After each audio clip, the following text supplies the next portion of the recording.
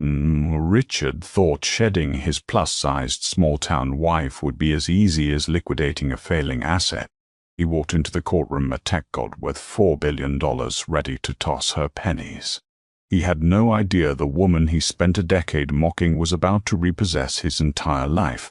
The mahogany walls of Courtroom 3B in the Manhattan Supreme Court felt more like a gladiator arena than a hall of justice. But to Richard Sterling, CEO and founder of Sterling Innovations, it was just another boardroom where he was about to finalize a hostile takeover. Richard sat at the petitioner's table, an immaculate picture of wealth and power.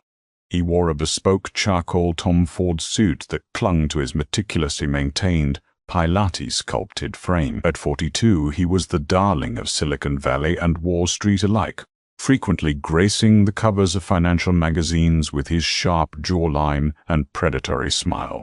Flanking him was a phalanx of New York's most expensive divorce attorneys, led by the infamous Arthur Pendleton, a man who had built his career entirely on ensuring billionaires never had to split their fortunes. 2 tables away sat Clara. Clara Sterling, soon to be just Kara Jenkins again. If Richard had his way, was the starkest possible contrast to her husband's curated perfection. She was a large woman, her heavy, soft frame draped in a simple navy blue wrap dress that looked like it had been purchased off the rack at a mid-tier department store. She wore no makeup, her mousy brown hair pulled back into a severe, practical bun. For the past 6 years, as Richard's net worth skyrocketed from the millions into the billions, Clara's weight had been a source of endless contention in their marriage. It had started with Richard's passive-aggressive suggestions about personal trainers, escalating over the years into outright disgust, culminating in his blatant, highly publicized affair with a 24-year-old fitness model named Genevieve. Genevieve, naturally, was sitting in the front row of the gallery today, crossing her impossibly long tanned legs, shooting looks of mingled pity and disdain at Clara's broad back. The courtroom was packed with journalists. The media narrative had been spun flawlessly by Richard's PR team for months. The brilliant, dynamic visionary outgrows the lazy, complacent, overweight college sweetheart who let herself go. "All rise," the bailiff barked as Judge Harrison Gable, a no-nonsense jurist with a reputation for zero tolerance for courtroom theatrics, took the bench. "Be seated," Judge Gable grumbled, shuffling his papers. "We are here for the matter of Sterling v. Sterling. Mr. Pendleton, you may begin your opening statement." Arthur Pendleton stood, buttoning his suit jacket with a practiced flourish. He walked slowly toward the center of the room, exuding a chilling confidence. "Your Honor," Pendleton began, his voice a smooth, resonant baritone, "we are here today to cleanly and equitably sever a union that has, quite frankly, run its natural course. My client, Richard Sterling, is an American success story. He is the sole architect of the Genesis algorithm, the foundational code that propelled Sterling Innovations to a market valuation of over $4 billion. Pendleton paused, allowing the astronomical number to hang in the silent air of the courtroom. When Mr. Sterling and Mrs. Sterling and Mrs. Sterling married 12 years ago, they were young. My client was a struggling visionary working out of a rented garage. Mrs. Sterling. Pendleton cast a fleeting, dismissive glance at Clara's imposing figure. Provided basic domestic support.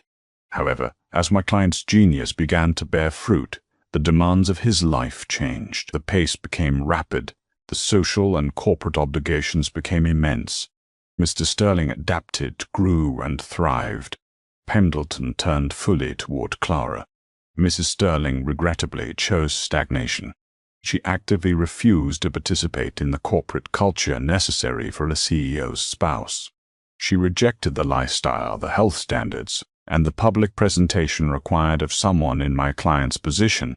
My client has carried the entire weight of this enterprise and this marriage on his shoulders.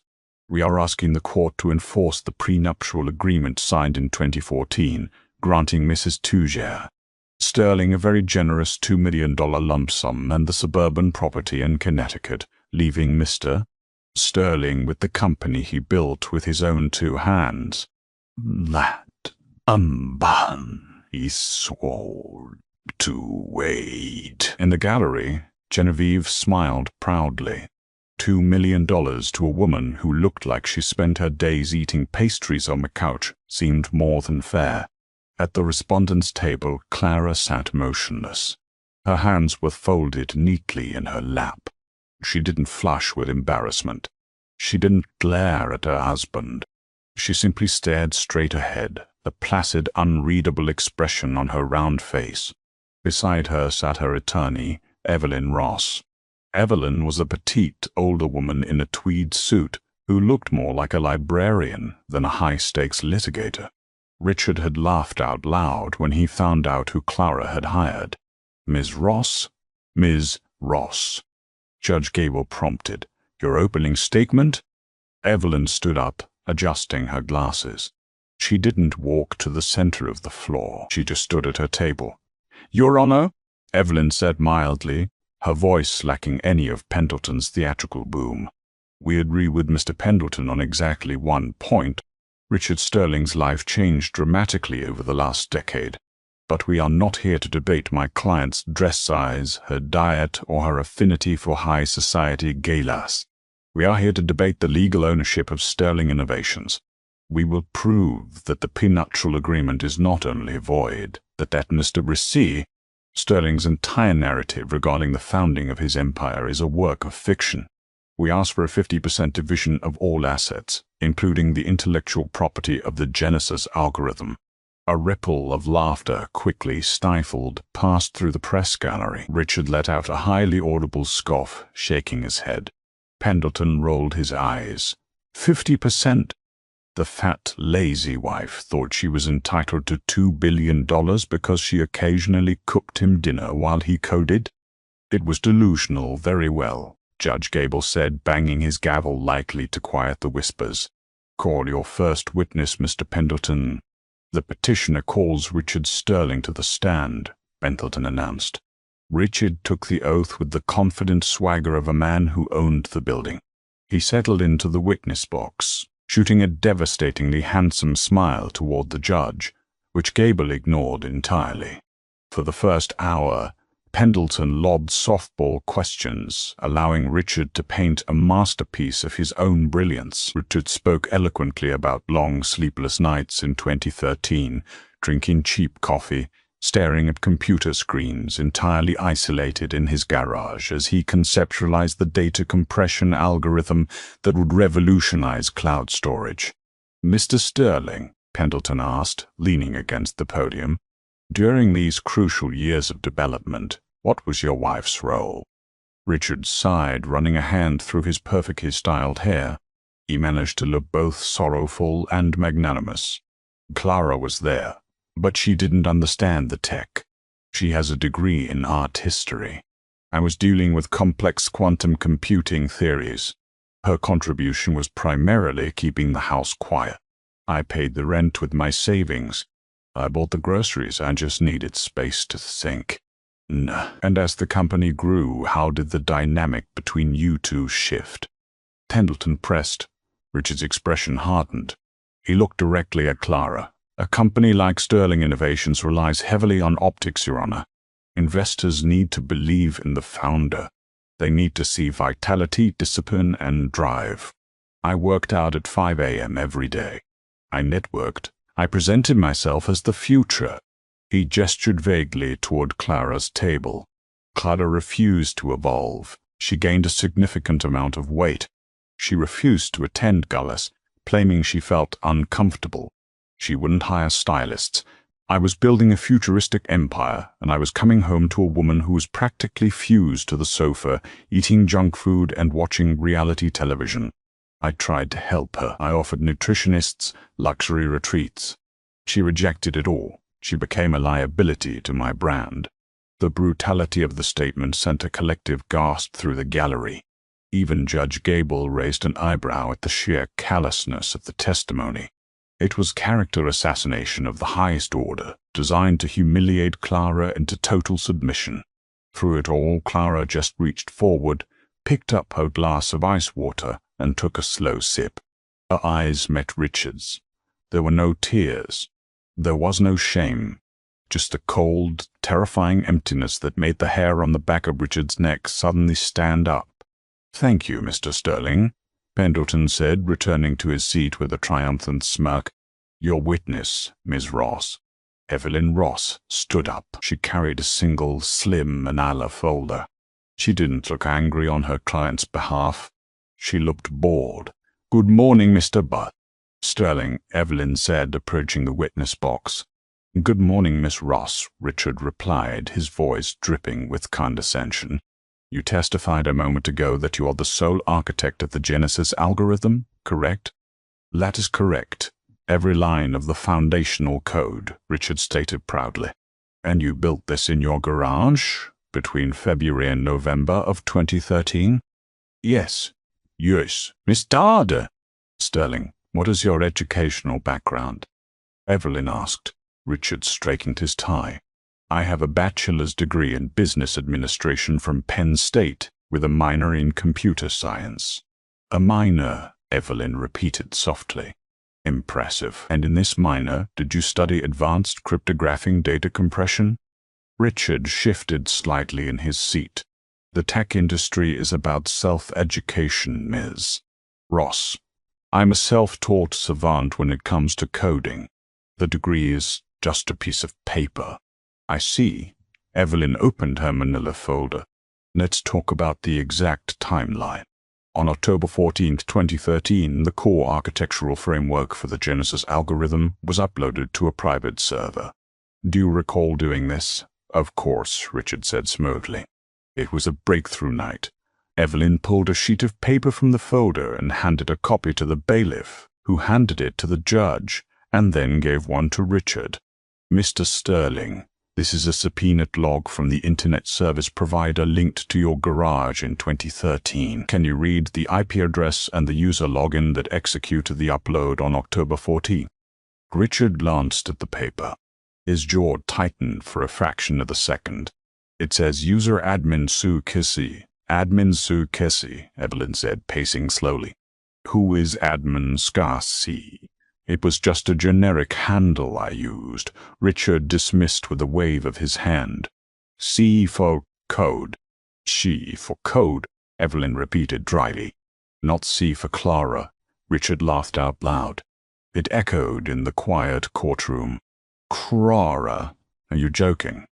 "I just told you, she has an art history degree. She couldn't program a microwave, let alone a multi-billion-dollar algorithm." "Mr. Sterling," Evelyn continued, ignoring his laughter, "do you recall a man named Dr. Elias Thorne?" "Oh, excuse me, Dr. Mother." "Elias Van Snow. Let's stick to the actual record." Evelyn stopped herself, consulting her notes. "Dr. Thomas Ares. Do you know him?" Richard's laughter died in his throat. The color drained slightly from his cheeks. "He was a professor at Penn State." "Yes, a professor of advanced computer engineering," Evelyn said. "Would it surprise you to know that Dr.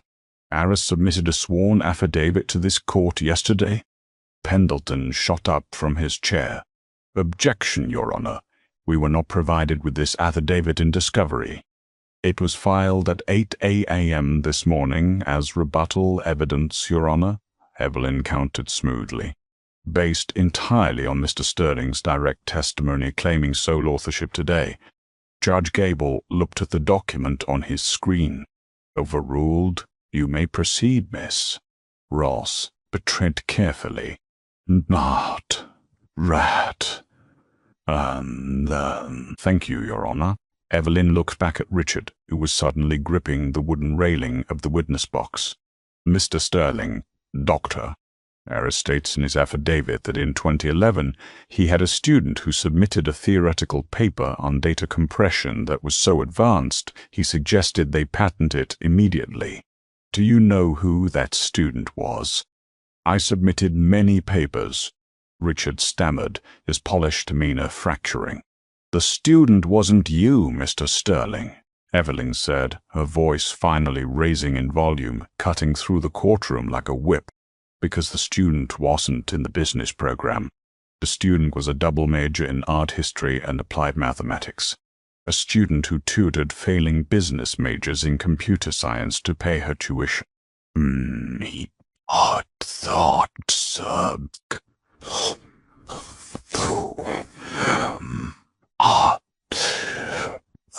Evelyn turned and pointed a single, sharp finger at the quiet, overweight woman sitting at the respondent's table.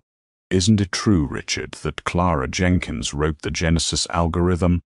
And isn't it true that you manipulated her into putting it under your name because you claimed a male CEO would get venture capital funding faster? The courtroom erupted. Journalists scrambled for their phones. Genevieve dropped her designer sunglasses on the floor.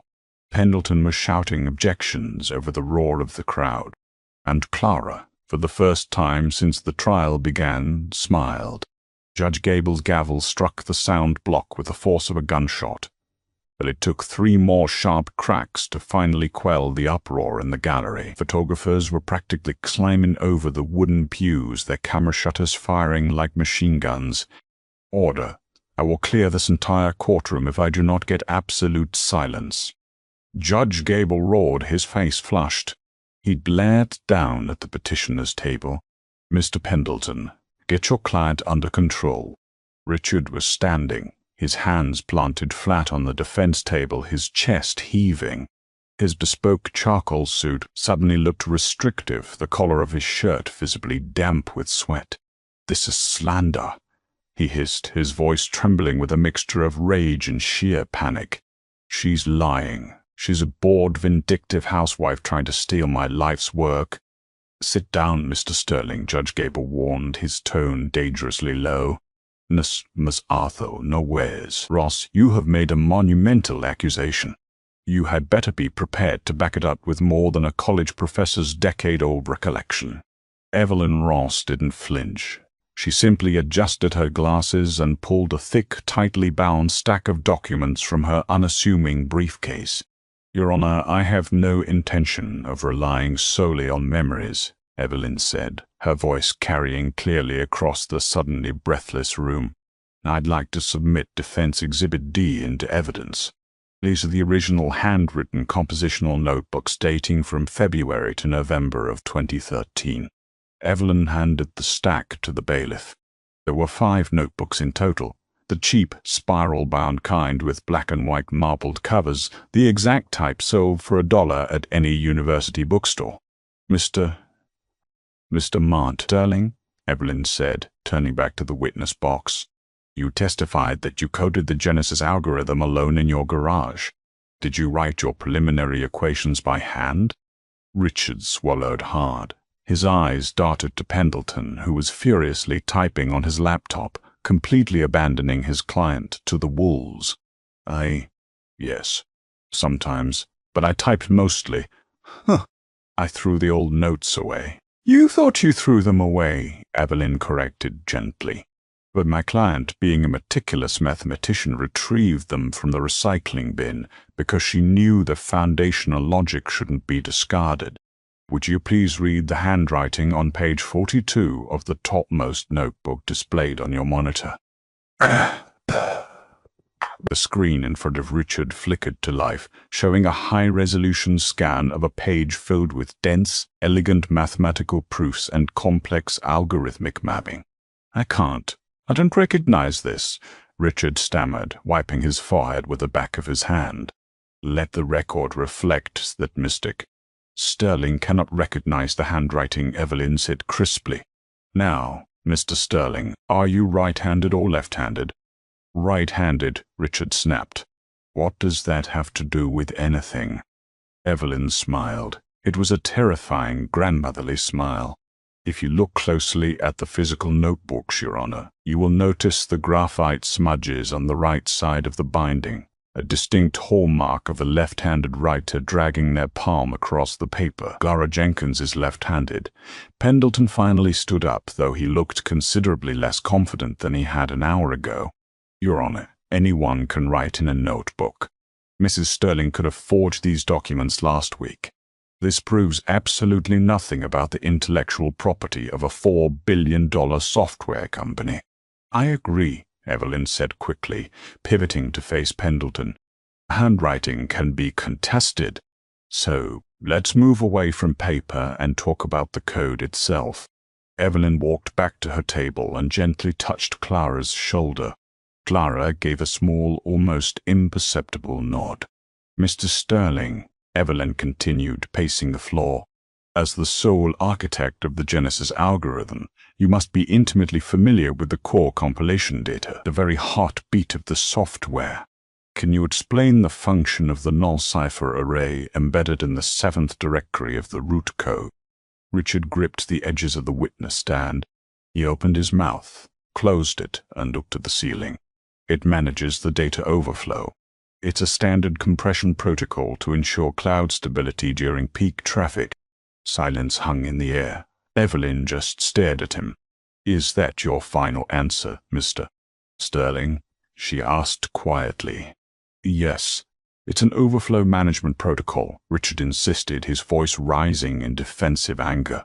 I wrote it. I know what it does. Evelyn turned to the judge. Your Honor, I would like to call Clara Jenkins to the stand. Judge Gable looked at Richard, his expression hardening with suspicion. Mr. Sterling, you may step down. You are still under oath. Mrs. Sterling, please come forward. Richard practically stumbled out of the witness box. As he walked back to his table, he passed Clara. For the first time, Clara looked him directly in the eye. She didn't look angry, she looked entirely devastatingly indifferent. Clara took the stand. She placed her left hand on the Bible and swore to tell the truth. Even seated, she was an imposing presence, but the heavy, downtrodden aura she had carried into the courtroom was gone. Her posture was straight, her chin held high. Mrs. Sterling, Evelyn began, let's answer the question your husband just failed. What is the null cipher array? Clara leaned into the microphone. Her voice was soft, but it possessed a quiet authority that commanded the room. It's not an overflow protocol, Clara said. In fact, it serves absolutely zero functional purpose in the software's operation. It is a dormant string of code. A digital watermark. A murmur, a ripple through the press box. Can you explain what you mean by a watermark, Mrs. Sterling? Evelyn asked. When I finished the core architecture in late 2013, I knew Richard was going to take it, Clara said, her eyes fixed on the judge. He had already started pitching my concept to venture capitalists under his own name. He told me that Silicon Valley didn't fund fat, quiet women. He said they funded aggressive, visionary men. He convinced me that if we wanted to build a life together, I had to be the silent partner. I loved him, so I agreed. But I am a mathematician, Your Honor. I do not leave my work unsigned. Richard sprang from his chair. She's lying. She's making this up to extort me. Sit down, or you will spend the night in a holding cell, Mr. Sterling, Judge Gable barked. Proceed, Mrs. Sterling. Clara took a breath. If you access the Genesis root directory through a secure developer terminal and initiate the null cipher array using the command string CJPS2011, the code will not execute a compression. Instead, it will print a single text output line. Architect Clara Jenkins. For Penn State 2011. The math never lies. Pendleton dropped his pen. It clattered loudly on the mahogany table. Your Honor, Evelyn said smoothly, stepping back, we have subpoenaed a secure, air-gapped terminal from Sterling Innovations, which is waiting in the judge's chambers, along with an independent, court-appointed forensic software engineer. We request a 20-minute recess to allow the expert to run this exact command on the live, unaltered Genesis source code. Judge Gable didn't even hesitate. Granted, we are in recess for 20 minutes. Nobody leaves this building. The 20-minute recess felt like a lifetime. The hallway outside Courtroom 3B was a chaotic swarm of reporters whispering furiously into their phones. Financial analysts were already dialing their brokers in a panic. The stock of Sterling Innovations was tanking in real time on rumors of monumental intellectual property fraud. Inside the courtroom, the atmosphere was suffocating. Richard sat frozen. His meticulously styled hair was now unkempt from him running his hands through it in blind panic. He kept whispering frantically to his attorney, Arthur Pendleton, who sat with his arms crossed and a mask of furious, cold realization. Pendleton was a shark, but he only defended billionaires who actually owned their billions. If Richard had committed fraud on his SEC filings by claiming sole ownership of the Genesis algorithm, Pendleton wanted no part of the impending federal indictment. In the gallery, the seat previously occupied by Genevieve, the fitness model, was conspicuously empty. She had slipped out the back doors the moment the words "digital watermark" were spoken. "All rise," the bailiff announced. Judge Gable entered, followed by a nervous-looking man in a rumpled suit, the court-appointed forensic engineer. The Judge Starr's face was unreadable, carved from stone. He took his seat at the high bench and motioned for the engineer to stand at the podium. "State your name for the record," Judge Gable ordered. "David Lynn, lead forensic systems analyst for the state of New York," the man said, adjusting the microphone. "Mr. Lynn, you were instructed to access the call route code of the Genesis algorithm provided directly by the petitioner's own corporate servers. Did you run the specific command detailed by the respondent, Mrs. Sterling?" "I did, Your Honor." The courtroom held its collective breath. Richard closed his eyes, bracing for impact. The command successfully executed a dormant string within the null cipher array, Mr. Reyes. Lynn read from his notes. The software suspended all background operations and printed the text output exactly as Mrs. Sterling described. Architect Clara Jenkins. For Penn State 2011. The math never lies. Furthermore, Your Honor, examining the deed metadata of that specific code block reveals it was compiled and permanently locked on November 12, 2013. It has not been altered since. Chaos erupted.